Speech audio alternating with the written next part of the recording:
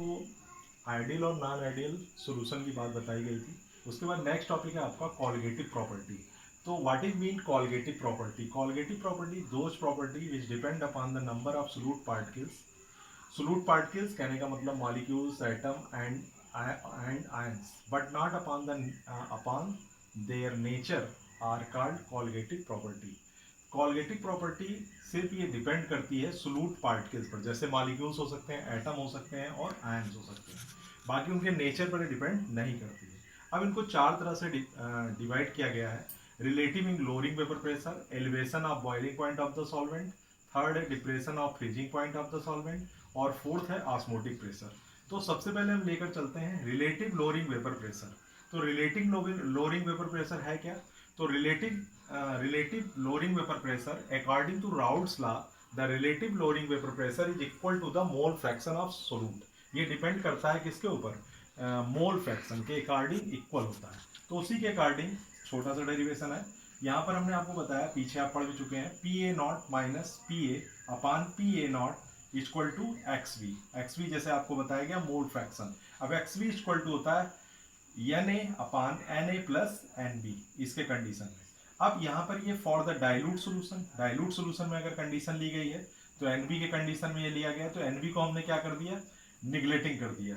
N B is the denominator, denominator कर दिया। इसके अकॉर्डिंग जब इसको अप्लाई करेंगे तो इक्वेशन आ जाएगी P A not minus P A upon P A not equal to N B upon N ए।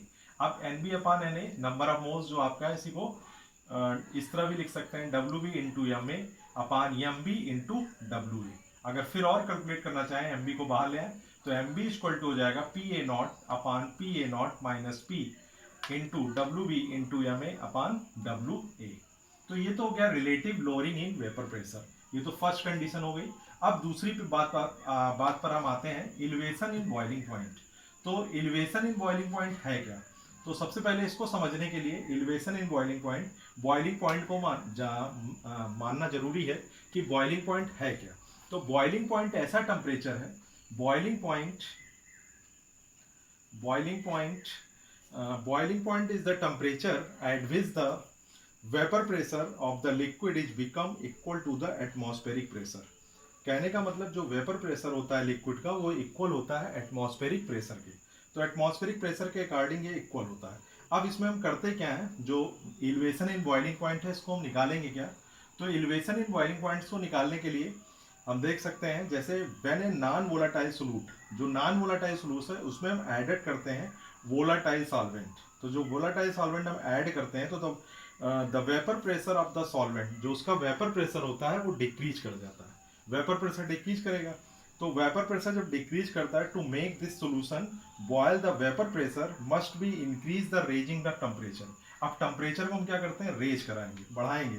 जब टेम्परेचर को हम बढ़ाते हैं तो प्योर सॉल्वेंट, जो आपका सॉल्वेंट्स है, प्योर सॉल्वेंट और सोल्यूशन के बीच में एक डिफरेंस आता है। जो डिफरेंस आपको नजर आ रहा है इस ग्राफियल कंडीशन में, डेल टीवी, ये दोनों का जो डिफरेंस आ रहा है क्या है? Del TV. अब यहाँ पर देखिए, इसके बीच में ग्राफिकल भी हम देख सकते हैं, मैंने अभी आपको बताया सिंपली फॉर्म में, एक बार और देख लीजिए कि boiling point is temperature at which the vapor pressure of the liquid become equal to the atmospheric pressure. When non-volatile solute is added to a volatile solvent, the vapor pressure of solvent is decreases. In order to make the solution boil it, the vapor pressure must be increased by the raising temperature. अब temperature को जब आप बढ़ाते जाएंगे, increase करते जाएंगे pure सब condition में, तो वहां पर डिफरेंस आपका अप्लाई होगा, वो इट इज नोन एज, उसको हम डिनोट करेंगे डेल टीवी से।